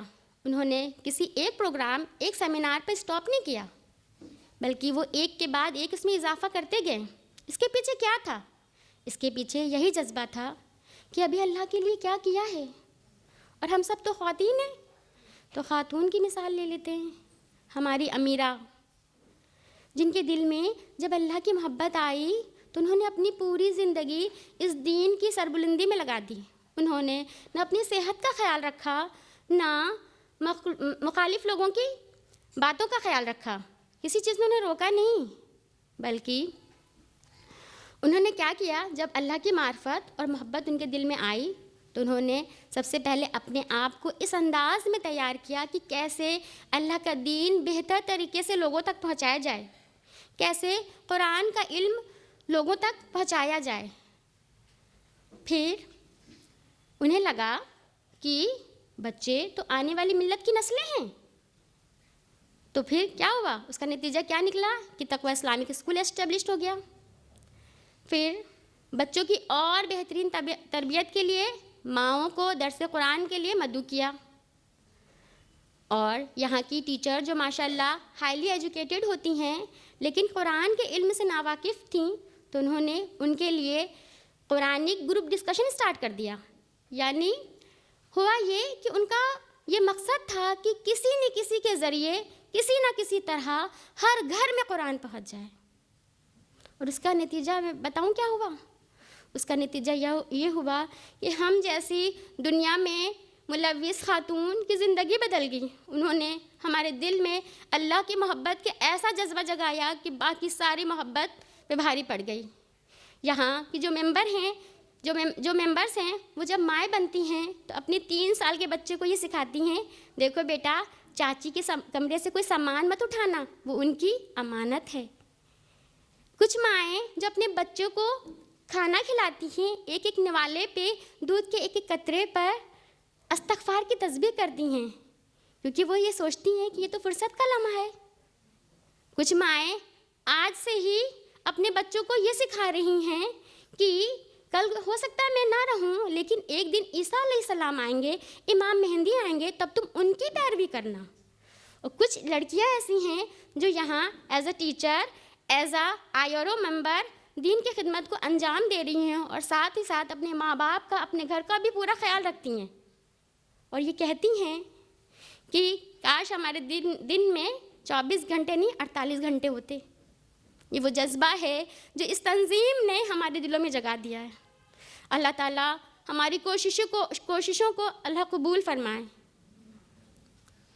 اور ہماری اللہ سے محبت میں اور اضافہ کر دے۔ اب جب محبت کسی سے ہوتی ہے نا تو اس کی یاد بھی بہت آتی ہے۔ جب بھی اس سے اٹیچ کسی چیز کو دیکھتے ہیں نا تو فوراً ہمارا دل، ہمارا خیال اس کے خیالوں میں گم ہو جاتا ہے. جب مطلب کیا ہوتا ہے، کسی چیز یعنی کسی نشانی کو دیکھے تو یاد آتے ہیں نا، تو ہمارے رب کی نشانی تو اس نشانیاں تو اس پورے نظام میں پھیلی ہوئی ہیں.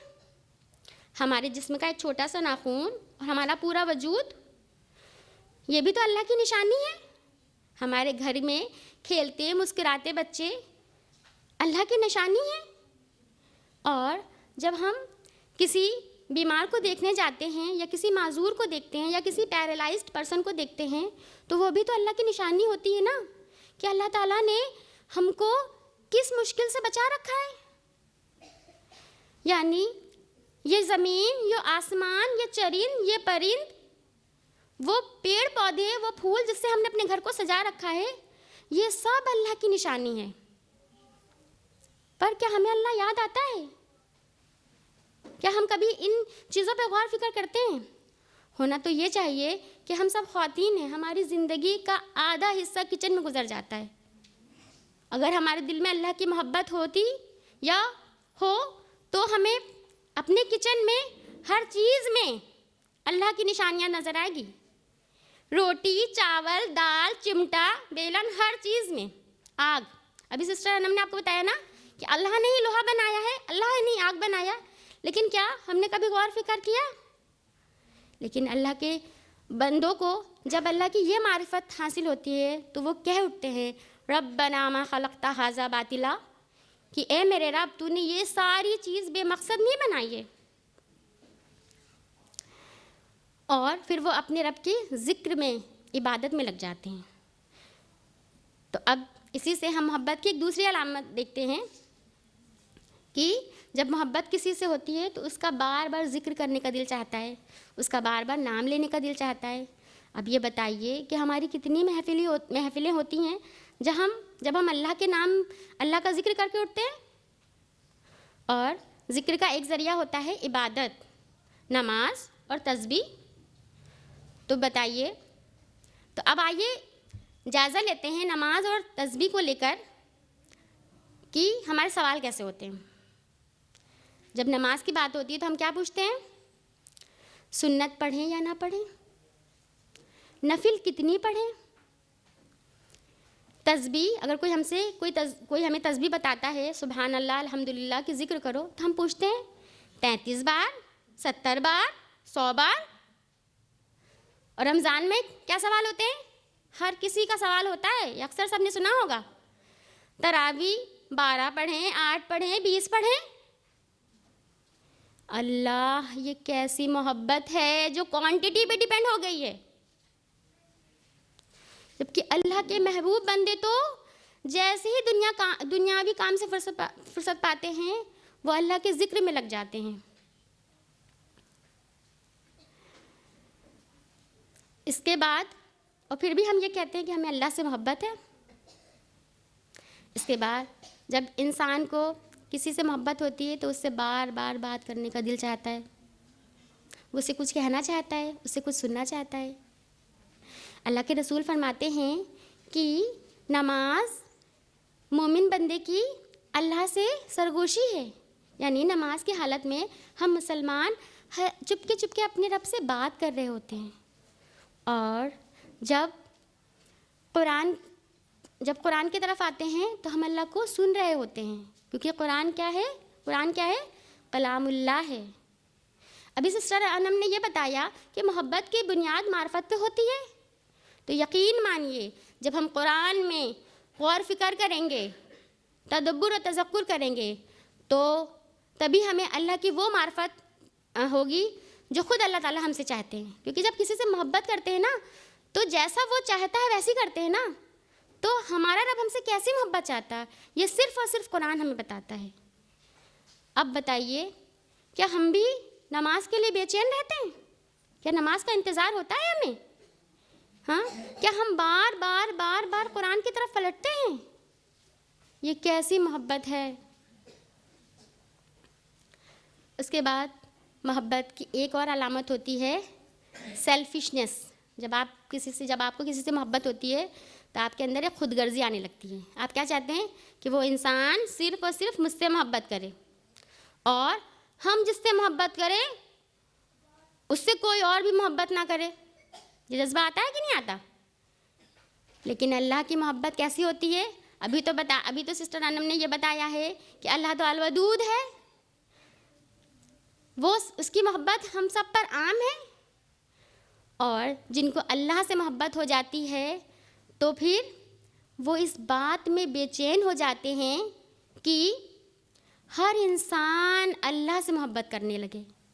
پھر وہ اللہ کے دین کی سربلندی کے لیے دوڑ جاتے ہیں. ایسا ہو نہیں سکتا کہ کوئی ماں باپ خود نمازی ہو اور ان کا بچہ بستر میں سو رہا ہو، وہ بے چین ہو جائیں گے. حضرت نوح علیہ السلام کا کیا حال تھا؟ انہوں نے 950 سال اپنی قوم کو اللہ کی طرف بلانے میں لگا دیا تھا. یہ تھی ان کی محبت.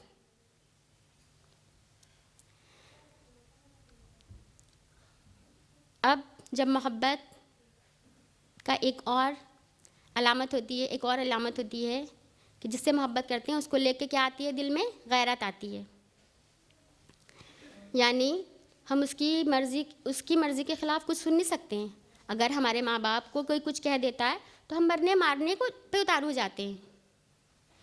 لیکن قرآن میں اللہ سبحانہ تعالیٰ سورہ مریم آیت نمبر 88 میں فرما رہا ہے کہ کیا ان کا یہ کہنا ہے کہ رحمان نے بیٹا بنا لیا؟ یہ بہت ہی بھاری بات کہی ہے. یعنی ایک قوم نے اس دنیا کی ایک پوری قوم یہ کہہ رہی ہے کہ اللہ تعالیٰ عیسیٰ علیہ السلام اللہ تعالیٰ کے بیٹے ہیں اور ہمیں کوئی غیرت نہیں آتی. الٹا ہم کیا کہتے ہیں؟ ہیپی کرسمس، میری کرسمس کہہ کے وشیز سینڈ کر رہے ہوتے ہیں. اور ہر جگہ کہیں قبر پرستی، کہیں بت پرستی کے نام پر اللہ کے ساتھ شرک ہو رہا ہے. پر ہم کیسے مسلمان ہیں کہ ہمارے اندر کوئی غیرت نہیں جاگتی ہے؟ اور ہم مسلمان خود کبھی رسم رواج کے نام پر، کبھی لوگوں کی خوشی کے نام پر، کبھی اپنی خواہش کے نام پر ہر دن اللہ کی حدود کو توڑ رہے ہیں، لیکن ہمیں کوئی غیرت نہیں آتی. یہ کیسی محبت ہے؟ اور ہمارا دعویٰ ہے کہ ہم محبت کرتے ہیں. محبت میں ایک اور علامت ہوتی ہے کہ جب کسی سے محبت ہوتی ہے تو انسان اس کے ساتھ تنہائی میں وقت گزارنا چاہتا ہے. اکثر جوائنٹ فیملی میں جو بیویاں ہوتی ہیں وہ اپنے شوہر کے ساتھ وقت گزارنے کے لیے بے چین رہتی ہیں، لیکن کبھی ساس، کبھی نند، کبھی آئے ہوئے مہمان ان کو چڑچڑا بنا دیتے ہیں. ایسا کیوں ہوتا ہے؟ کیونکہ یہ ایک نیچرل ری ایکشن ہے، کیونکہ محبت تنہائی مانگتی ہے. لیکن جو اللہ کے محبوب بندے ہوتے ہیں ان کا کیا عالم ہوتا ہے پتہ؟ جب ہم رات میں آرام سے اپنے بستر پہ لیٹتے ہیں تب ہم اپنے آپ کو تنہا محسوس کرتے ہیں. تب ہوتا کیا ہے؟ ہمارا یہ عالم ہوتا ہے کہ ہم کیا ڈیسائیڈ کر رہے ہوتے ہیں کہ کل کیا مینو بننا ہے، یعنی کل کھانے میں کیا بننا ہے. مرد حضرات اپنی بزنس کی اسٹریٹجیز طے کر رہے ہوتے ہیں اور کون سی شاپنگ سائٹ پہ کیا آفر چل رہا ہے ہم یہ سوچ رہے ہوتے ہیں. اور اگر کسی سے اس دن لڑائی ہوئی ہو تو ہم یہ سوچ رہے ہوتے ہیں کیسے اور کرارا جواب دے سکتے ہیں اور اب آگے کیا بولنا ہے. ایسا ہی ہے نا؟ لیکن جس کو اللہ سے محبت ہوتی ہے وہ جب بستر پہ لیٹتا ہے نا تو اپنا محاسبہ کرتا ہے. وہ یہ سوچتا ہے کہ ہم نے اپنے رب کی رضا کے لیے آج کیا کیا اور ہم نے ایسا کون سے کام کر دیا جس سے ہمارا رب ناراض ہو گیا ہے. اور یہ سوچ کر اس کا دل بے چین ہو جاتا ہے اور پھر وہ اللہ کے آگے کھڑا ہو جاتا ہے اور وہ اللہ سے ہم کلام ہوتا ہے اور پھر اللہ کے لیے نماز پڑھتا ہے، اس سے دعا کرتا ہے، استغفار کرتا ہے، روتا ہے، گر گراتا ہے، اپنے غموں کا شکوہ اس سے کرتا ہے اور اپنے آپ کو زیر کر دیتا ہے اور کہتا ہے کہ اے رب تو ہی سننے والا ہے، تو ہمیں بخش دے. وہ جنت مانگتا ہے اور دوزخ سے پناہ مانگتا ہے. پر آئیے غور کریں کہ ہم اللہ کی محبت میں کیا ایسے کرتے ہیں؟ ہم اپنا تنہائی کا وقت کہاں گزارتے ہیں؟ کہیں ایسا تو نہیں جیسے تنہا ہوئے ویسے ہی موبائل اٹھا لیا اور گھنٹوں گزار دیا. یہ ہے ہماری محبت. اور جب بات محبت کی ہو اور ملاقات کی نہ ہو تو پھر محبت کی توہین ہوگی، کیونکہ آپ جس سے محبت کرتے ہیں اس سے ملاقات کرنا چاہتے ہیں، اس کا دیدار کرنا چاہتے ہیں. اور یقین مانیے کہ اگر ہمارے دلوں میں صرف اور صرف اللہ کے دیدار کا شوق پیدا ہو جائے، اللہ کی ملاقات کا شوق پیدا ہو جائے، تو ہم گناہ سے رک جائیں گے اور نیکی کی طرف دوڑ جائیں گے. موسیٰ علیہ السلام اللہ سے کلام کرتے تھے، پتہ ہے نا، لیکن انہیں اتنی محبت تھی کہ انہوں نے اللہ کے دیدار کا شوق کو اظہار کر دیا. لیکن اللہ کا دیدار دنیا میں تو ممکن ہی نہیں، کیونکہ اللہ تعالیٰ اپنا دیدار صرف اور صرف اہل جنت کو کروائے گا. اور اللہ کی ملاقات کا دنیا میں بھی ایک ذریعہ ہے، ہماری نماز. ایک صحابی تھے، ان کا یہ عالم تھا کہ جب وہ وضو کرتے تھے تو ان کا چہرہ سرخ لال ہو جاتا تھا، وہ بالکل پیلے پڑ جاتے تھے. صحابہ پوچھتے تھے یہ کیا حال ہے؟ تو وہ کہتے تھے کہ میں اپنی رب کی ملاقات کو جا رہا ہوں، یعنی نماز کے لیے جا رہا ہوں، اور مجھے اپنے رب سے خوف آتا ہے.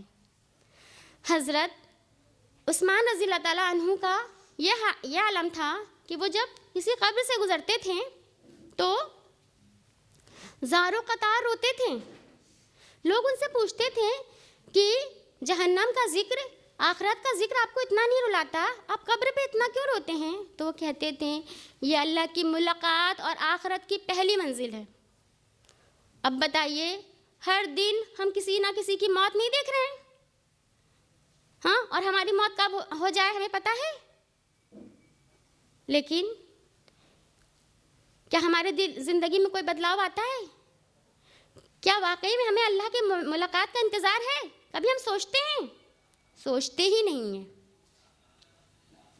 یہ ہے ہماری محبت.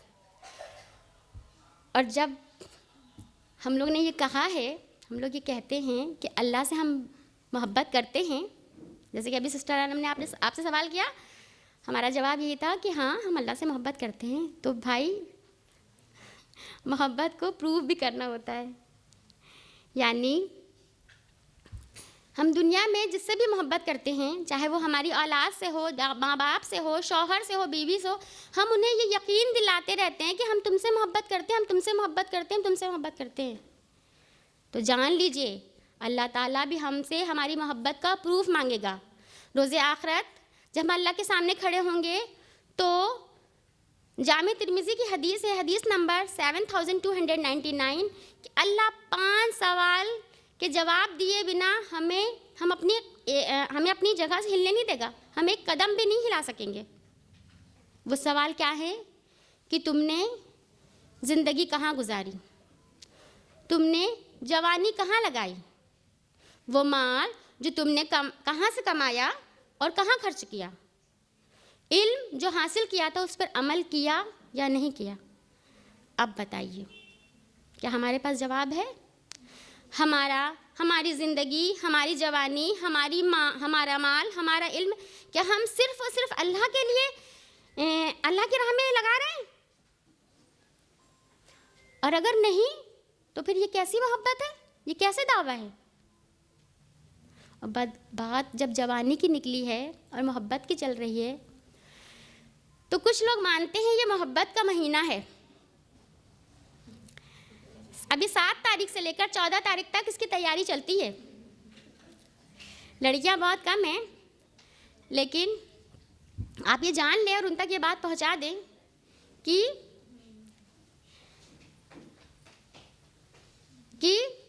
جو یہ کیا آنے والا ہے بتائیے، ویلنٹائنس ڈے. اور آج ہم مسلمان بھی ویلنٹائنس ڈے بہت زور شور سے مناتے ہیں. سوال یہ اٹھتا ہے کیوں؟ کیا ہماری کوئی اپنی تہذیب نہیں ہے؟ ہماری کوئی اپنی عظمت نہیں ہے؟ ایسا ہم کیوں اس گناہ کی طرف مائل ہیں؟ ایسا اس لیے ہے کیونکہ ہم نے اپنی محبت کا محور اپنے رب کو نہیں بنایا ہے. اور جان لیجئے یہ فاسد محبت ہے، یہ فاسد محبت ہے اور یہ گناہ ہے، یہ حرام محبت ہے. اور اس محبت سے ہمیں کوئی فائدہ نہیں حاصل ہونے والا سوا نقصان کے. اور اس کے اپوزٹ جب ہم اللہ سے محبت کرتے ہیں تو پھر ہمارے دلوں میں کیا آتا ہے؟ سکون آتا ہے. اور بتائیے کیا سکون کی ضرورت نہیں ہے؟ ہر چیز سے زیادہ ہم لوگوں کو سکون کی ضرورت ہے. اب میں اپنی بات کو ایک سوال سے کنکلوڈ کروں گی. قرآن میں اللہ سبحانہ تعالیٰ فرماتا ہے سورہ توبہ آیت نمبر 24 میں، کیا تمہارے باپ، تمہارے بیٹے، تمہارے بھائی، تمہاری بیویاں، تمہارے خاندان، تمہارے مال، تمہارے کمائے ہوئے مال اور تمہاری وہ تجارت جن کی کمی سے تم ڈرتے ہو اور وہ حویلیاں جن سے تم محبت کرتے ہو، کیا تمہیں اللہ سے زیادہ محبوب ہے؟ اگر ایسا ہے تو انتظار کرو کہ اللہ اپنا عذاب جلد لے آئے گا. یعنی ہمیں صرف اور صرف اللہ سے محبت کرنی ہے اور سب سے اوپر اللہ کی محبت ہے، باقی محبت اس کے بعد ہے. اور ہم نے تو خود اللہ سے یہ وعدہ کیا تھا کہ ہم اللہ کی اطاعت کریں گے. سورہ احزاب آیت نمبر 72 میں اللہ فرماتا ہے کہ ہم نے یہ امانت آسمان، زمین اور پہاڑ کو پیش کی، پر انہوں نے اس کو لینے سے انکار کر دیا، لیکن کیونکہ وہ اس سے ڈر گئے، لیکن انسان نے اسے اٹھا لیا. یہ کیا امانت کی بات تھی؟ یہ کس امانت کی بات تھی؟ جی یہ بات تھی انسان کے فری ول کی. انسان نے خود اپنی مرضی سے اللہ سے یہ وعدہ کیا تھا کہ ہے اللہ ہم تیری اطاعت کریں گے، اور یقیناً یہ بہت بھاری کام تھا. اب ہم لوگ کو پتہ ہوگا نا کہ بھاری کام ہے اللہ کی اطاعت کرنا. تو اللہ تعالیٰ نے ہمیں تنہا نہیں چھوڑا، اس کے لیے اسباب پیدا کر دیا. وہ اسباب ہے محبت. کیونکہ جب محبت کسی چیز کی محبت جب دل میں آتی ہے نا تو پھر انسان کتنے بھی بڑا مشکل کام ہو اس کو آسانی سے کر گزرتا ہے. ابن تیمیہ رحمۃ اللہ علیہ فرماتے ہیں اصل کل فعل و حرکت فی العالم الحب. ہر قول اور ہر حرکت کے پیچھے اصل کیا ہے؟ محبت.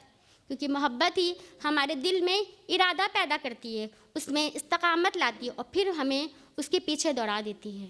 تو اللہ سے یہی دعا ہے کہ اللہ تعالیٰ ہمیں اپنی شدید محبت دے. ہماری محبت کا رہبر، محبت کا محور صرف اور صرف ہمارا رب ہو، اور ہماری ہر کوشش صرف اللہ کے لیے ہو. اور اللہ جو البصیر ہے وہ ہمیں ایسی بصیرت دے کہ ہم ہر وقت اپنی اللہ سے محبت کا جائزہ لیں. اللہ تعالیٰ ہمیں کہنے سننے سے زیادہ عمل کرنے کی توفیق دے. السلام علیکم ورحمۃ اللہ وبرکاتہ. جزاک اللہ خیراً کثیرہ sister Shazia. Indeed, the true and absolute kind of love. Love for people has limits, but love for Allah subhanahu wa ta'ala has no limits. تو ہم نے جانا کہ جائز محبت کی حد کیا ہے اور حقیقی محبت ہمیں کس سے ہونی چاہیے. The core of the hearts should be reserved for Allah subhanahu wa ta'ala only and not for anybody else. محبت ہے یا نہیں یہ کیسے معلوم ہوگا؟ اس کے لیے ہمیں خود سے چند سوال پوچھنے ہوں گے. کیا اٹھتے ہی ہم اللہ سبحانہ و تعالیٰ کو یاد کرتے ہیں؟ کیا رات سونے سے قبل آخری خیال ہمیں اپنے رب کا ہوتا ہے؟ کیا ہم اپنے رب کے لیے جینا اور اسی کے لیے مرنا پسند کرتے ہیں؟ اگر ہمارا جواب ہاں میں ہے تب ہی ہمیں اللہ سبحانہ و تعالیٰ سے سچی محبت ہے. اللہ سے دعا ہے کہ ہم اپنے رب سے حقیقی محبت کرنے والے بن جائیں. آمین.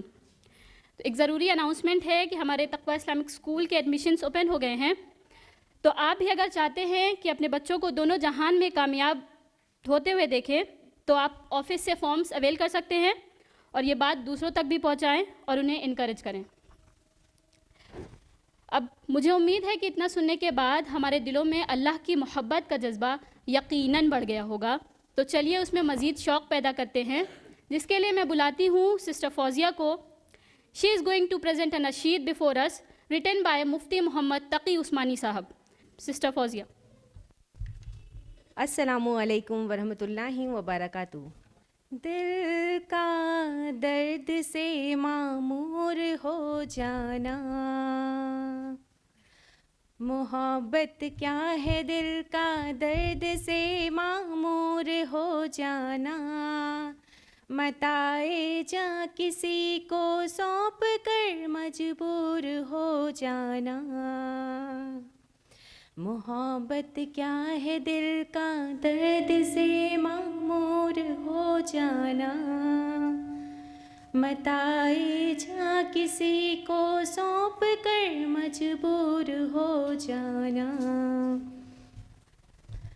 قدم ہے راہ الفت میں تو منزل کی ہوس کیسی، قدم ہے راہ الفت میں تو منزل کی ہوس کیسی، یہاں تو عین منزل ہے تھکن سے چور ہو جانا، متاع جاں کسی کو سونپ کر مجبور ہو جانا، محبت کیا ہے دل کا درد سے معمور ہو جانا، متاع جاں کسی کو سونپ کر مجبور ہو جانا، یہاں تو سر سے پہلے دل کا سودا شرط ہے یاروں، یہاں تو سر سے پہلے دل کا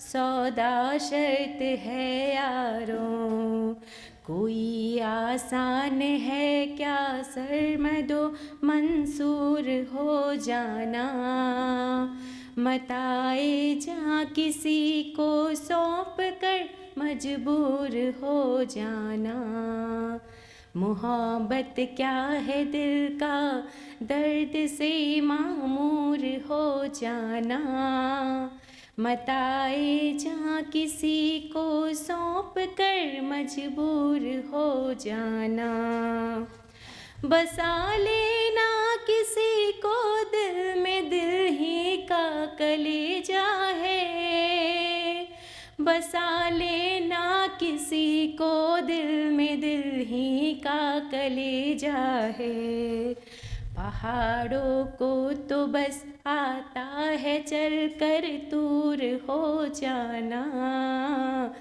متاع جاں کسی کو سونپ کر مجبور ہو جانا، محبت کیا ہے دل کا درد سے معمور ہو جانا، متاع جاں کسی کو سونپ کر مجبور ہو جانا، دل کا درد سے معمور ہو جانا، دل کا درد سے معمور ہو جانا۔ جزاک اللہ خیر۔ MashaAllah, what a beautiful voice and nasheed. May Allah accept your services and grant you Jannatul Firdaus. آمین۔ اب میں اپنے پروگرام کا اختتام اس دعا کے ساتھ کرتی ہوں جو حضرت داؤد علیہ السلام کیا کرتے تھے۔ اللہم انی اسألک حبک، اے اللہ میں تجھ سے سوال کرتی ہوں تیری محبت کا، وحب من یحبک، اور اس کی محبت کا جو تجھ سے محبت کرے، والعمل الذی یبلغنی حبک، اور ایسے عمل کا جو مجھے تیری محبت کے نزدیک کر دے۔ اللہم اجعل حبک احب الی من نفسی و مالی و اہلی و من الماء البارد۔ اے اللہ مجھے اپنی محبت کے محبوب کر دے، اے اللہ مجھے اپنی محبت کو محبوب کر دے، میری جان سے زیادہ، میرے مال سے زیادہ، میرے گھر والوں سے زیادہ اور ٹھنڈے پانی سے زیادہ۔ اللہ تعالیٰ سے دعا ہے کہ وہ ہمیں اپنی محبت میں شدید کر دے اور صحابہ کرام کی طرح ہمیں اللہ سے محبت کرنے کا جذبہ دے۔ وآخر دعوانا ان الحمد للہ رب العالمین، والسلام علیکم ورحمۃ اللہ وبرکاتہ۔